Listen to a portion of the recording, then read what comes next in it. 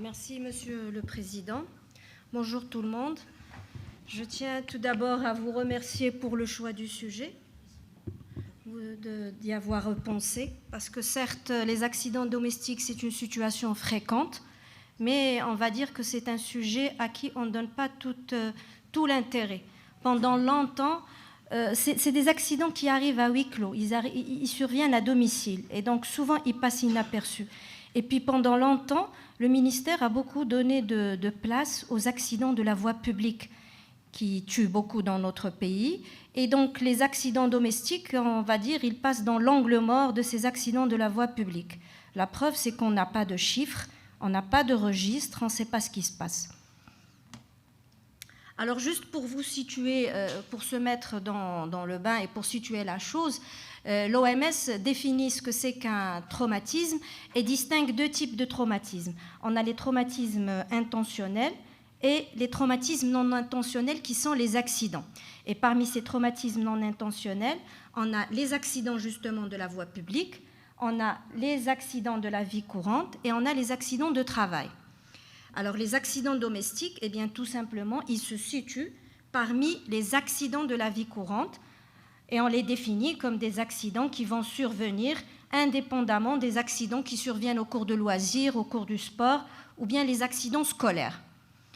Ces accidents domestiques peuvent aussi se classer, ils sont variables, c'est ça aussi la gravité de ces accidents, c'est qu'on en a des tonnes et des tonnes, on a différents mécanismes et on a des accidents par chute qui vont engendrer des traumas crâniens, des fractures, etc., des brûlures, des écrasements, des accidents de suffocation, des noyades, électrisation et j'en passe. On en voit de plus en plus. Alors ces accidents sont donc des événements fortuits, ils sont dommageables, ils surviennent brutalement au domicile ou ses proches environs. Alors ce sont des accidents, il faut faire attention, ils ne sont pas dus au hasard, ils sont dus à la négligence de l'entourage. Et c'est ça qui fait... Alors, qu'en est-il chez nous? L'épidémiologie, on n'en sait pas. Même de par le monde, on a quelques études. L'OMS rapporte que c'est un vrai problème de santé publique, de par la morbidité et la mortalité qui est élevée. Les accidents domestiques seraient responsables quand même de 9% de décès de par le monde. Et puis bizarrement, on aurait tendance à dire qu'on va avoir beaucoup plus d'accidents domestiques dans des pays, dans des maisons où on a plus de, on va dire, de facteurs de risque que dans des pays en voie de développement. Alors la fréquence est la même. Le risque, il est aussi bien dans un domicile de pays en développement industrialisé que dans les pays en développement. La différence, c'est que la mortalité par les accidents domestiques est plus élevée dans les pays justement en développement que les pays industrialisés. Et il y a un regain. Pourquoi est-ce qu'on a une mortalité qui reste élevée dans ces pays en voie de développement? Tout simplement parce que, comme je l'ai dit au début, on ne recense pas. On n'a pas de prise en charge qui est bien codifiée, je veux dire, de par les différentes structures. Et vous remarquez que le regain d'intérêt, on en parle beaucoup au cours des 3 dernières décennies. Les 3 dernières décennies, on commence vraiment à parler beaucoup de ces accidents domestiques et à les recenser. Alors, si on voit aussi, selon les données de l'OMS, vous voyez ici les décès par les accidents et les traumatismes non intentionnels. Et vous voyez que le taux de décès pour 100 000 enfants, la part du lion, eh bien, elle revient au continent africain et au sud de l'Asie. Et si on voit un peu plus quelle est la cause de décès par les traumatismes chez l'enfant, eh bien, vous remarquez que les accidents de la route, eh bien, ça tue, c'est 22%, c'est souvent des polytraumes. Alors, comparez-la par rapport aux accidents domestiques. Donc, on a les noyades, les brûlures, les chutes, les intoxications. Donc, si vous réunissez tous ces modes qui surviennent au cours des accidents domestiques, eh bien, ça tue beaucoup plus que la route. Et on a les décès chez l'enfant, eh bien, c'est 65%, c'est de la pathologie traumatique. D'où le fameux slogan, la maison tue plus que la route. Et c'est vrai. La maison tue plus que la route. Alors, on a deux populations qui sont particulièrement touchées, c'est les extrêmes. Les seniors, ça chute, on a les fractures, ça c'est classique, on en voit chez les seniors. Et puis on a les tout jeunes, c'est là où on a beaucoup d'accidents domestiques, en particulier les moins de 4 ans. Et la première cause de décès va survenir chez les 1-14 ans. Et les accidents de la vie courante sont responsables de 1 décès sur 5 chez les moins de 4 ans et 1 décès sur 9 chez les 5-14 ans. Alors pourquoi ça survient beaucoup chez les enfants? Ça s'explique par les particularités de l'enfant. L'enfant, par nature, il est curieux, il va chercher à découvrir. Son développement psychomoteur fait que parfois il se retrouve en train de rompre par terre et donc il va prendre tout ce qui lui tombe sur la main et il va le porter à la bouche. Il commence toujours à explorer le monde en le portant à la bouche. Et puis il y a aussi une absence de perception du danger par ces enfants. Leur taille aussi, ils sont tout petits, ne leur permet pas d'explorer et de voir le danger par l'au-delà. Ils sont dépendants d'autrui, ils sont dépendants de la vigilance des adultes, et c'est ce qui explique donc la survenue de ces accidents domestiques chez ces tranches d'âge. Alors ces accidents à domicile, ils surviennent où? Eh bien, c'est beaucoup plus, les accidents vont survenir dans le milieu de vie, donc le séjour, en cuisine, c'est un lieu où on a beaucoup d'accidents domestiques. Les accidents les plus graves vont survenir au garage, au jardin, et l'équivalent chez nous, c'est les toits de maison et les débarras. C'est là où surviennent les accidents les plus graves et qui sont souvent mortels. Alors, plus on passe de temps dans ces pièces-là, plus le risque de survenue d'accidents domestiques est important. C'est dire la nécessité de surveillance et de sensibilisation des parents. Alors, on a remarqué que ces accidents survenaient beaucoup lorsqu'on était en période de vacances. Les enfants sont là, ils ont tout le temps d'explorer. Pendant le week-end, on a beaucoup d'intoxication. Alors, c'est souvent le début d'après-midi et fin de soirée, sauf dans certaines situations. Alors, les événements favorisent la survenue des accidents domestiques lors des fêtes. Le mois de Ramadan. Alors, le mois de Ramadan, c'est la nuit où on a le plus d'accidents domestiques, bizarrement. Pendant l'été, on commence à voir beaucoup de noyades. Alors, ce n'est pas que les Marocains ont actuellement des piscines chez eux, mais tout le monde achète les petites piscines gonflables qui font le 1 mètre sur 1 mètre. Et pour les parents, 30 cm d'eau il n'y a pas de risque de noyade avec ça. Pendant l'été, on a beaucoup d'accidents, on a beaucoup de travaux, on a beaucoup de déplacements, donc beaucoup d'accidents domestiques parce qu'il y a beaucoup de distractions. Les fêtes aussi, oui, les fêtes. Donc, chaque fois qu'il y a un manque de vigilance d'adultes, et il y a risque de survenue. Alors l'âge, comme j'ai dit, c'est les 0-4 ans, et les garçons plus que les filles. Il paraît qu'ils sont plus découvreurs, ils aiment découvrir plus que les filles. Bon, on ne sait pas. Ça doit être un monsieur qui a fait ces statistiques, mais je pense que c'est en train de changer. Alors, c'est beaucoup plus les enfants de milieux défavorisés qui sont à risque. Alors, parfois, on croit que c'est pas parce que parce que justement la maison est mal sécurisée. Donc, on a beaucoup d'accidents de défenestration parce qu'il n'y a pas de barreaux. On a vu tout à l'heure avec les traumas crâniens parce qu'il n'y a pas le porte-corps. On a aussi cette culture et cette société qui va différer selon les sociétés. Alors, demander à son gamin de 4 ans d'aller chercher le couteau ou un verre de la cuisine, ça peut paraître tout à fait normal dans un foyer, mais pour moi, ça peut être catastrophique de demander à un gamin de 4 ans d'aller chercher un couteau en cuisine. Donc, c'est très variable, hein. Alors au Maroc, justement, on n'a pas d'études de prévalence, on n'a pas d'études épidémiologiques. Ce qu'on a, c'est quelques travaux par-ci, par-là, donc des travaux de thèse, des travaux qui sont faits dans des services et des études plutôt de cas, de mécanismes. Donc on va trouver des études sur les intoxications, sur les noyades, sur les traumas crâniens qui surviennent dans les maisons, sur le chute, donc les accidents graves.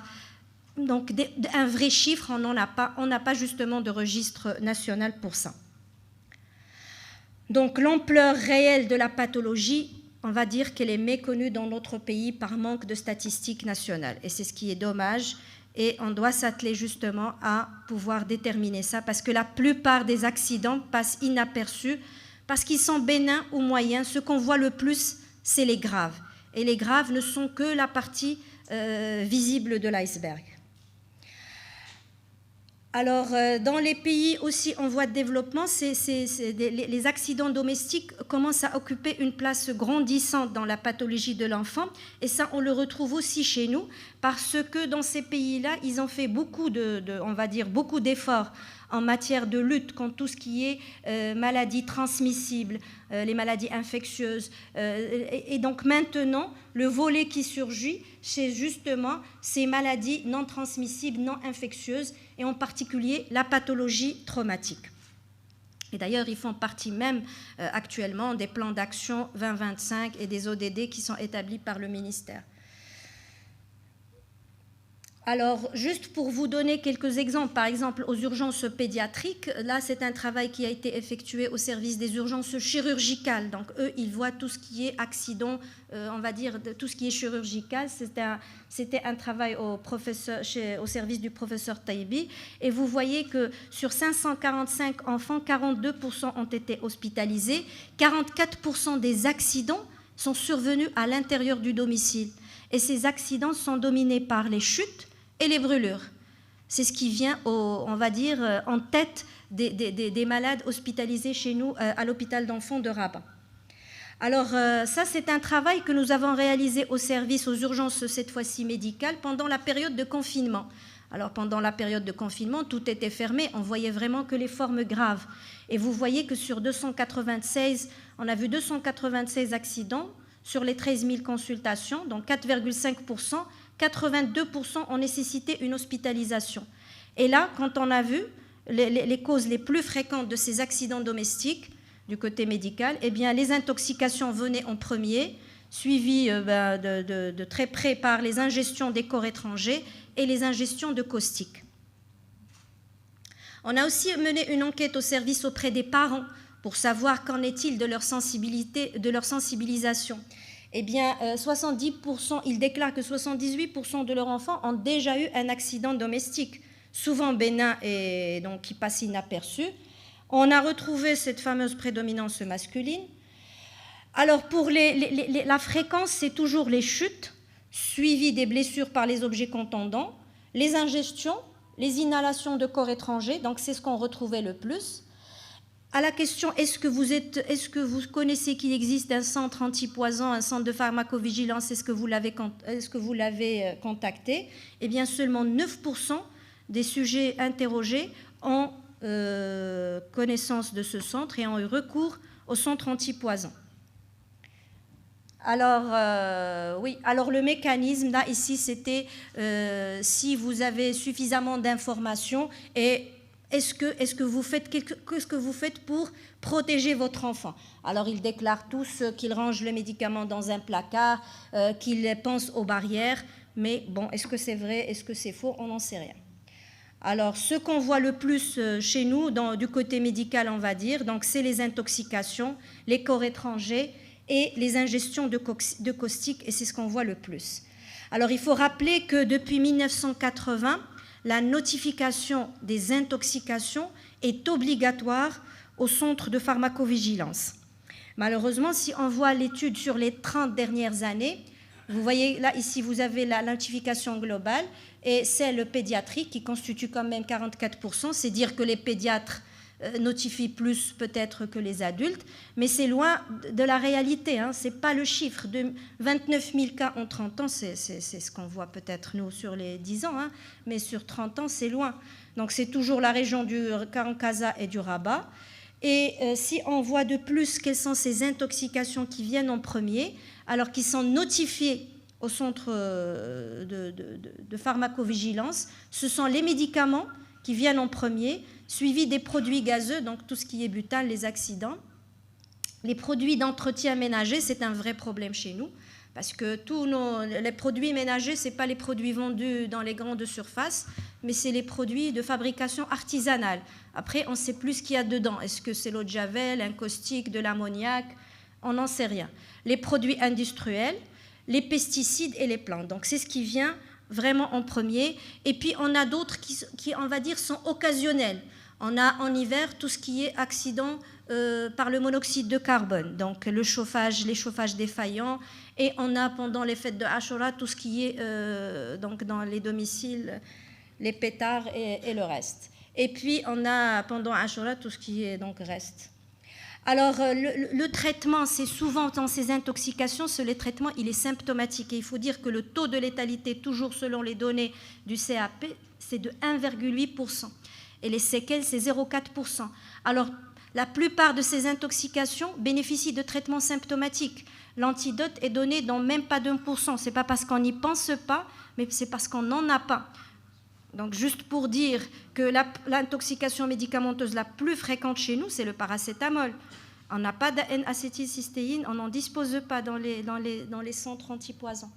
Alors, une étude qui a été faite justement au service de réanimation de l'hôpital d'enfants, eh bien, vous voyez que l'intoxication médicamenteuse, elles viennent en premier, justement, le paracétamol et tout ce qui est digitalique.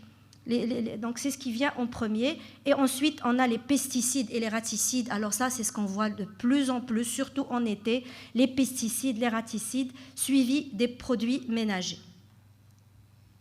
Alors, les corps étrangers, ça, c'est l'ingestion de corps étrangers, c'est ce qu'on voit en deuxième comme accident domestique. Alors, on en voit de tout et tous les jours.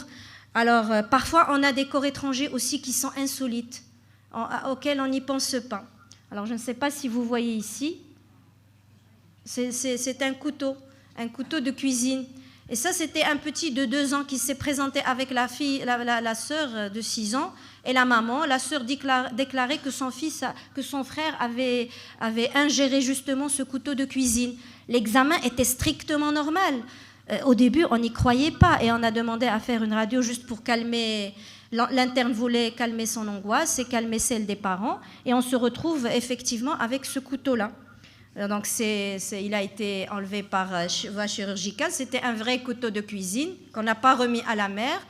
Mais c'était survenu quand on a cherché. La petite nous a dit qu'il voyait une séquence à la télé. C'était sur les cirques avec les cracheurs de feu et ceux qui jouaient avec les épées. Et donc, peut-être qu'il faut interdire les trucs de cirque pour les moins de 10 ans. Je ne sais pas.